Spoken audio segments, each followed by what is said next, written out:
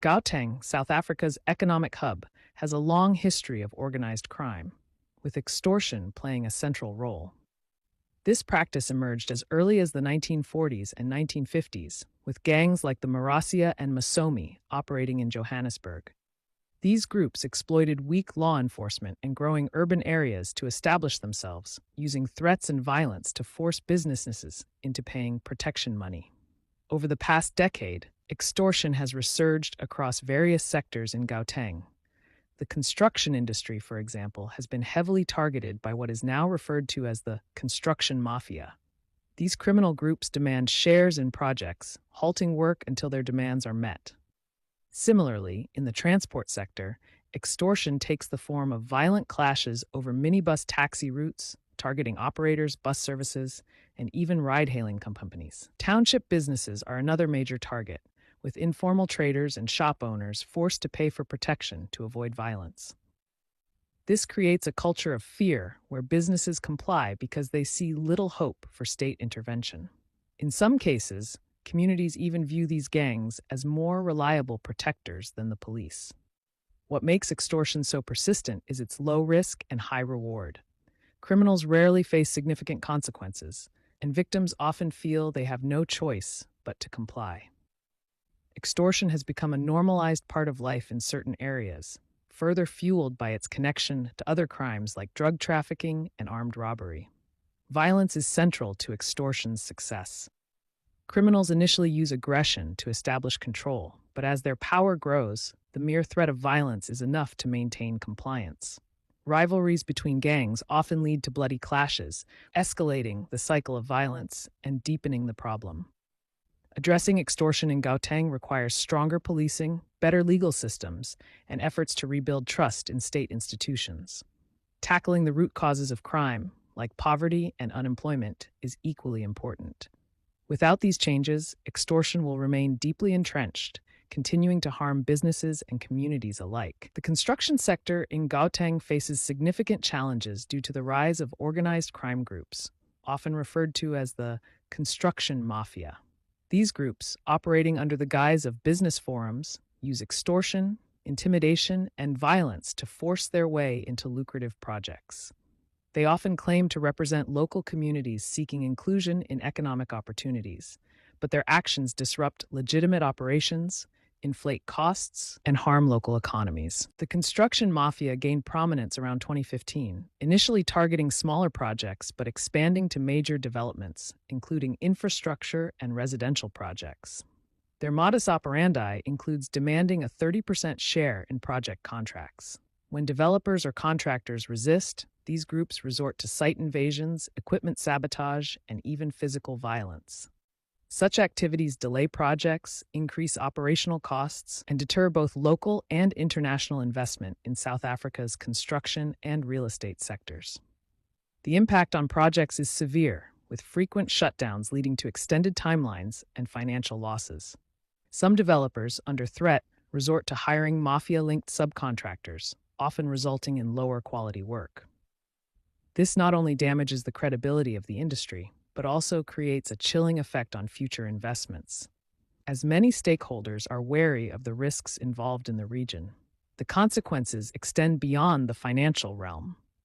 Ironically, the communities these groups claim to represent often suffer the most. Delayed or abandoned projects mean lost employment opportunities and stalled development. Moreover, the association of community demands with violence damages the reputation of genuine local businesses and entrepreneurs. Efforts to combat the construction mafia include law enforcement interventions and policy reforms. For example, the South African government has tasked the Special Investigating Unit, SIU, with probing extortion cases in the sector. However, enforcement remains inconsistent, and many developers face limited legal protection. Experts recommend using measures such as video evidence, seeking high court interdicts, and fostering transparent community engagement to combat these groups effectively. Tackling this issue requires a multifaceted approach, including promoting transparency in project dealings, addressing economic inequality, and rooting out corruption within both public and private sectors. Without decisive action, the construction mafia will continue to undermine the potential for economic growth and infrastructure development in Gauteng and beyond. Murders linked to extortion in Gauteng reveal the violent extent to which organized crime groups will go to enforce their demands. Notable cases like the assassinations of Teboho Jawala and Mfo Matsumi demonstrate how extortion-driven killings destabilize both individuals and industries. Teboho Jawala, an executive at Rand Water, was murdered alongside his bodyguard in January 2024 during a community event in Zakaria Park, south of Johannesburg. The attack, carried out in broad daylight and witnessed by schoolchildren, marked a chilling escalation in the region's extortion-linked violence. Jawala had reportedly been receiving death threats before the incident, highlighting the premeditated nature of the crime. Authorities have since apprehended several suspects, including one found with the alleged murder weapon. The brazen nature of this assassination sent shockwaves through South Africa and underscored the growing influence of criminal networks. Similarly, Mfo Matsumi, a prominent businessman, became another victim of extortion-driven violence. Reports suggest that groups targeting him were part of organized syndicates aiming to control access to lucrative contracts in the construction and service sectors. These killings are emblematic of how extortion operations, fueled by coercion and violence, erode trust and security across industries. Such cases serve as a grim reminder of the far-reaching consequences of unchecked criminal activity. They disrupt families, undermine economic growth, and challenge law enforcement to adapt to increasingly sophisticated and ruthless tactics. Gauteng's growing extortion epidemic reflects deeper socioeconomic challenges that need urgent attention to curb the rise of organized crime. Alexandra Township, one of South Africa's most densely populated areas, has become a hotspot for extortion activities tied to xenophobic sentiments. These activities are often targeted at immigrant-owned businesses, predominantly under the guise of protection fees or illegal demands. A significant player in this landscape is the Dudula movement, a group that has been at the center of operations targeting foreign nationals. City. Because it does not give back to our people. What will be the purpose of this business to run? Let our people, that being a buying power in these businesses, they are sitting in a township. If you can see, the majority who are here are black South Africans. They are supporting you highly, but we don't want to give back to our people. When I'm looking here, it's all foreign nationals here. They occupy what we deserve in our country. We fought for this country. We fought for this freedom. There's too many people who died. There's bloodshed that took place in the past decade. The Dudula movement has conducted raids on shops and businesses owned by immigrants, claiming to act against undocumented individuals and businesses operating illegally. This has led to widespread fear among immigrant communities, particularly in the Pan-Africa Mall area, where clashes between locals and foreign shop owners have frequently escalated into violence. Many foreign nationals have reported financial losses, with shops being looted or forcibly closed during these operations. In addition to financial extortion, these actions have exacerbated xenophobic tensions. The movement has gained support from certain segments of the local population who believe that undocumented immigrants undermine the economy. However, others criticize the movement for promoting violence and destabilizing already vulnerable communities. A Bangladeshi shop owner expressed fears of potential bloodshed and criticized the government for its perceived inaction, noting the lack of intervention to protect immigrant businesses from harassment and violence. The underlying drivers of these issues stem from broader socioeconomic challenges, such as unemployment and inequality, which fuel resentment against foreign nationals. The lack of effective government regulation and enforcement further allows groups like the Dudula movement to operate unchecked, fostering an environment where extortion thrives under the banner of xenophobia. Efforts to address this crisis require comprehensive policy interventions, including stronger legal protections for immigrant-owned businesses, enforcement against illegal extortion, and community engagement to combat xenophobic attitudes. Without these measures, Alexandra risks deeper economic and social fragmentation, further entrenching cycles of violence and exploitation.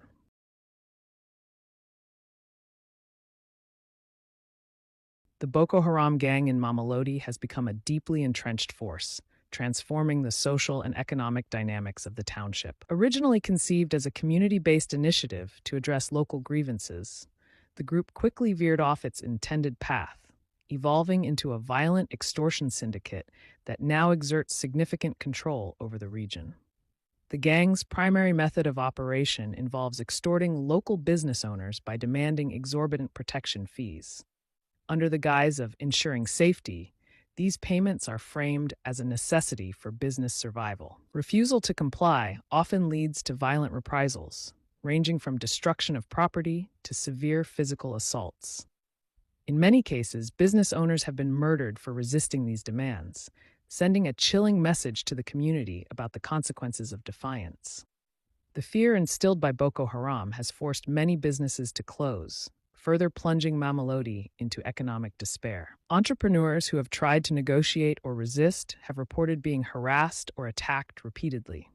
This extortion culture not only cripples local businesses, but also deters external investments, creating a cycle of economic stagnation.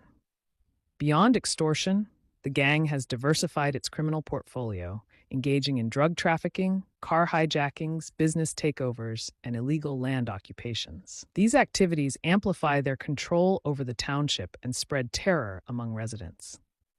The gang's influence is particularly strong in the eastern parts of Mamelodi, such as the Heatherley area, where community members feel increasingly unsafe.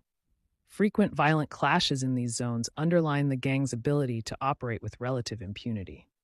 Boko Haram thrives by exploiting systemic vulnerabilities, such as high unemployment, inequality, and a lack of robust law enforcement presence. They recruit young, disenfranchised individuals with promises of money and power, making it difficult for authorities to dismantle their operations. These socioeconomic challenges create fertile ground for the gang's continued expansion and influence. Attempts by law enforcement to curb the gang's activities have faced significant obstacles. Corruption within certain state structures has reportedly hindered efforts to arrest or prosecute high-ranking members of the gang. This lack of accountability has fueled public mistrust in the government's ability to protect its citizens and uphold the rule of law. Additionally, fear of retaliation discourages many victims and witnesses from coming forward, further complicating efforts to hold the gang accountable. Protests from Mamelodi residents have highlighted the urgency of the situation. Community members have called for greater government intervention, demanding increased police presence and more aggressive action against the gang. However, without systemic reforms to address poverty, unemployment, and corruption, these efforts may only offer temporary relief.